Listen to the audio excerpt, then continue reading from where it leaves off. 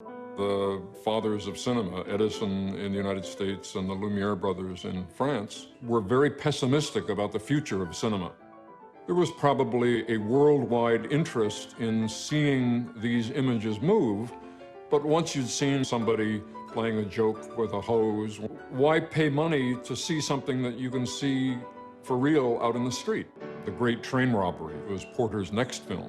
That's when you really begin to see the possibilities. And I'm not saying this because I'm an editor, but the invention of editing is the thing that allowed film to take off. It's the equivalent of the invention of flight. Both human-powered flight and motion picture editing were invented in the same year, and they have similar kinds of effects. I started working on what used to be called the upright moviola, which is a machine, editing machine that looks something like a green sewing machine on legs. I switched to computer editing in the mid-90s. The editor has to be, he's sort of the ombudsman for the audience. As an editor, you only see what is on the screen, not what was going on at the time of shooting. And that's how it's going to look to the audience. I make it a principle not to go on the set, not to see the actors out of costume, not to see anything other than the images that come to me from locations. This is the first thing in that I'm standing up, which allows me a considerable amount of freedom of movement, and it also means that I'm sprung. I guess is the only word for it. And frequently when I'm looking at the cut, I will stand here with my hand on the controls, almost like a gunslinger, and trying to hit the point of the cut with my knees bent. And somehow this is important for me because it allows me to internalize the rhythms, the visual rhythms of what's happening. At this point, we've started with a blank slate. So the question is, what are we going to start with? That looks like a good possibility. It establishes things. So there's Anthony saying action, and they start to come forward. We could begin it anywhere in here, but see, there now somebody falls right here, and that's good. Falling is good. We will edit this shot into the timeline. And there it is. In the end, there will be probably 5,000 shots in the film, and all of them have to be ultimately be the right shot in the right place for the right length of time.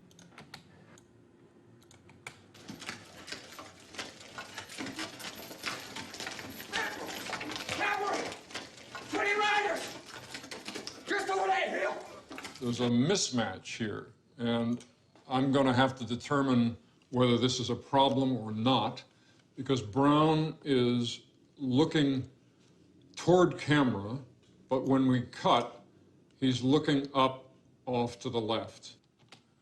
We can have Jeremy come in and cut so that Jeremy's head is masking Brown's head, so that the mismatch is not seen.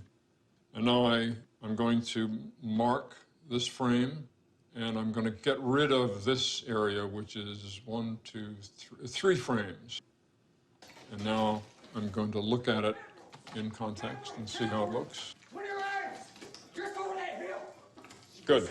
You have to have the personality that enjoys that it's almost like making little pieces of jewelry, that patience of the individual shots and how they're crafted together. But at the same time, you have to have an appreciation for the larger picture and how these shots fit into the larger picture of the scene, and then how the scene fits into the larger picture of the sequence, and how the sequence fits together with the larger picture of the whole work, and then how the work fits together with society. So it's a boxes within boxes within boxes. You now needed an industrial system to make this all work. In the first 20, 25, 30 years of cinema, large numbers of editors were women. It was considered to be a woman's job because it was something like knitting, it was something like tapestry, sewing, that you took these pieces of fabric, which is what film are, and you put them together. It was when sound came in that the men began to infiltrate the ranks of the editors, because sound was somehow electrical. It was technical. It was no longer knitting. Another way of looking at film editing is that it's a dance of eyes. Philip Seymour Hoffman's eye is looking. So that's a good thing. Now let's cut to a close-up of Hoffman looking, and the close-up of Hoffman is here. We've never seen this angle before, so the brain has to figure out what it's looking at and maybe why it's looking at it. And to the degree that you hold shots a certain length, you allow a certain train of thoughts to happen.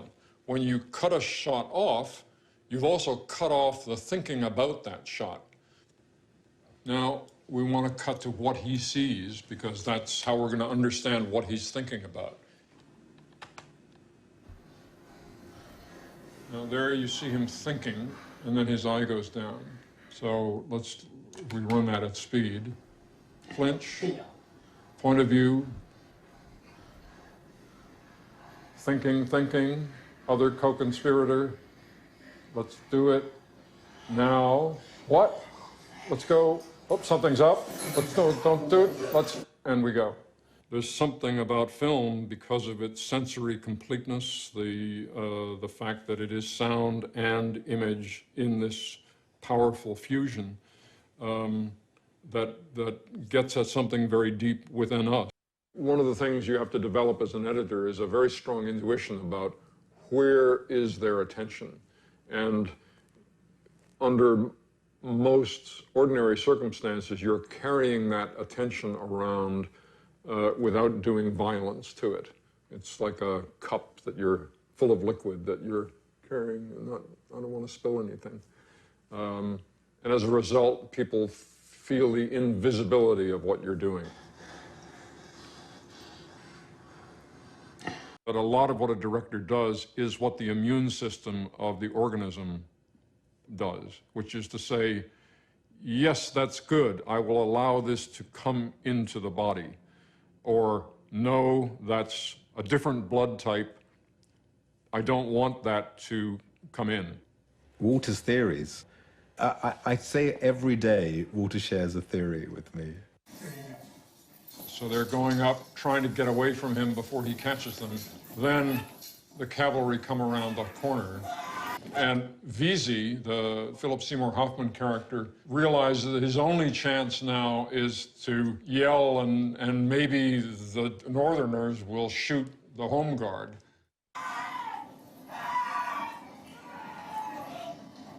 And Brown shoots him in the back, shoots one of the other guys, and they all roll down the hill. Then Brown gets shot. And the last image is of Inman, our hero, in this pile of bodies. We don't know whether he's dead or what. The opening scene of Apocalypse is a good example of what you can achieve editorially that is not based on the original script. There were some collisions of images that occurred to Francis as he was shooting the film that were at variance with how he had planned to begin the film originally. There was a shot of jungle bursting into slow motion flames with helicopters flying at odd angles in slow motion through the frame. And when Francis saw that shot in dailies, which was, I think, simply done to record this explosion, it wasn't intended to use it in the finished film. But he looked at it and said, that's the film right there, is the jungle, flames, helicopters. Willard punches the mirror, blood comes out of his hand. All of this is really happening. That's real blood. That's Marty Sheen. None of that was intended to happen. That was just Francis saying, Marty, let's shoot an improvisation with you trapped in your room and what is going to happen.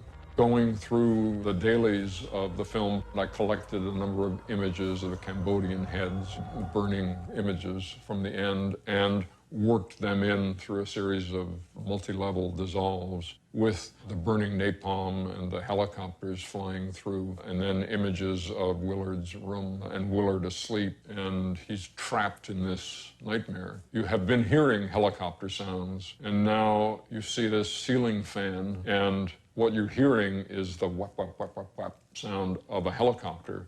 Is that coming from his dream? Is it a reality? Is somehow that sound coming from the fan? I remember when I was assembling those images, almost jumping away from the editing machine when I put that sound with that image, because it seemed to me that that fan was making that sound, even though I knew it was impossible. And if it was convincing me who was doing it, it surely would convince others. Now they begin to coalesce, and they turn into a real helicopter coming from a fan. No. And then you hear a real helicopter fly over the room. Willard gets up out of bed, goes over to the window, and says, Saigon. Shit. All of that, the narration and the helicopter flying over and the napalm jungle, is concocted into something that is a powerful beginning to a film, not only powerful in and of itself, but powerful in the way that it sets the stage for the journey that this particular film is going to take.